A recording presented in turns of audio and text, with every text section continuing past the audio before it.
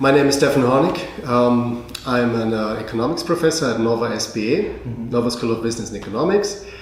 I'm industrial economist, which means I'm working on markets with a few firms.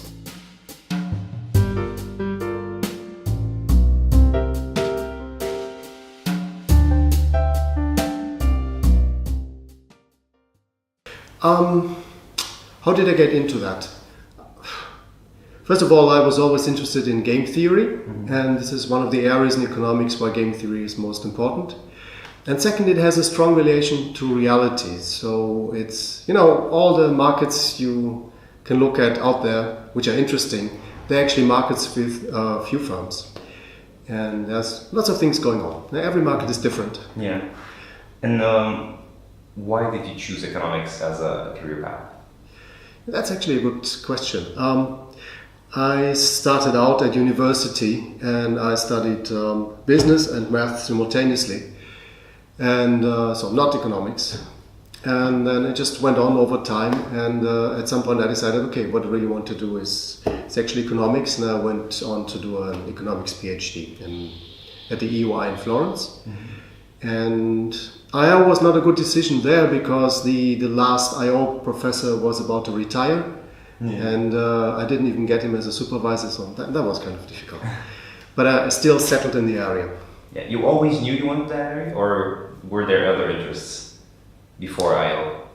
No, that was pretty much it. Yeah, okay. I could have gone into more, pure game theory stuff, but in the end, I wanted to do something applied.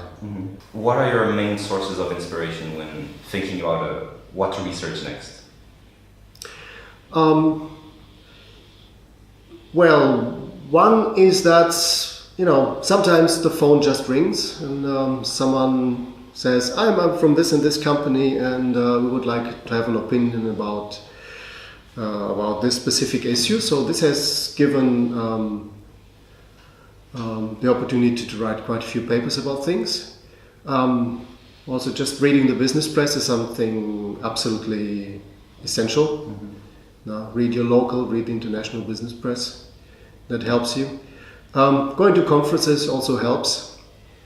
But then usually you see that people know much more about their specific topic than you do. So if you want to get into the area, you have to.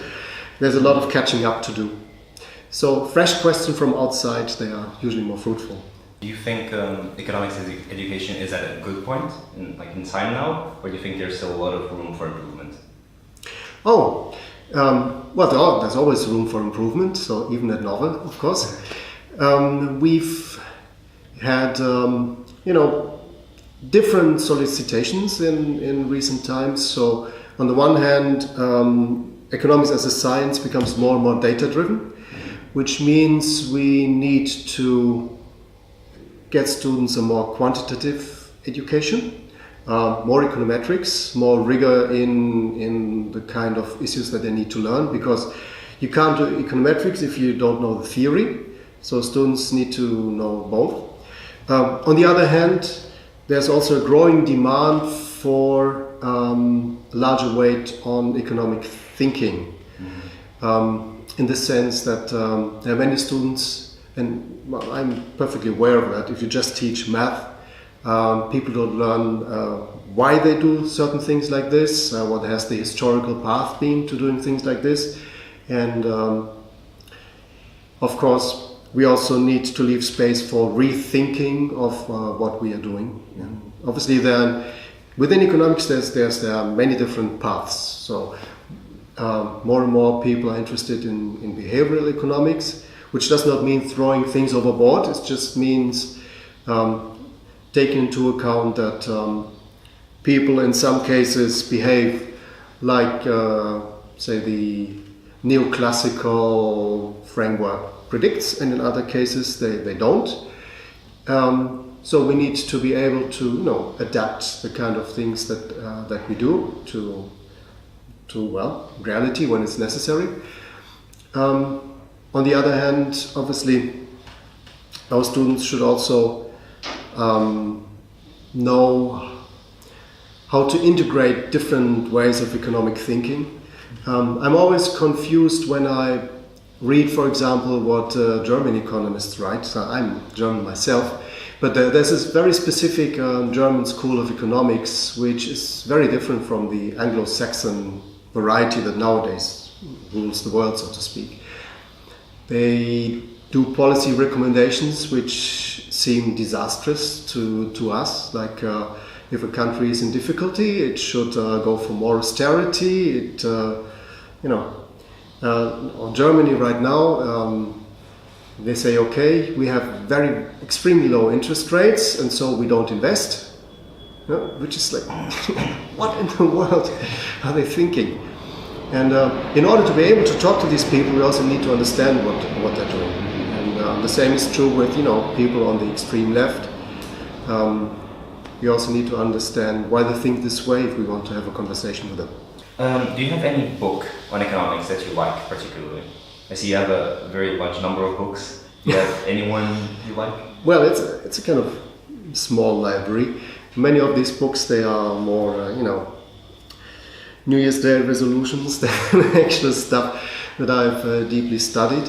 But, if there was one book that really influenced my work, it's John Tirol's classics about industrial organization, which is, it's the foundation work of my area. Unfortunately, it's already old, and so the successor to that book is probably Belflammen Peitz, which is industrial organization now for the digital age, to put it like this. Mm-hmm. So. What advice would you give to either a PhD or a master student? Like, if you had one thing that they should do to do it. Well, one thing is to organize studying well, and don't forget to take a day off before exams to, just clean your head and enjoy life. So that's something that's quite important.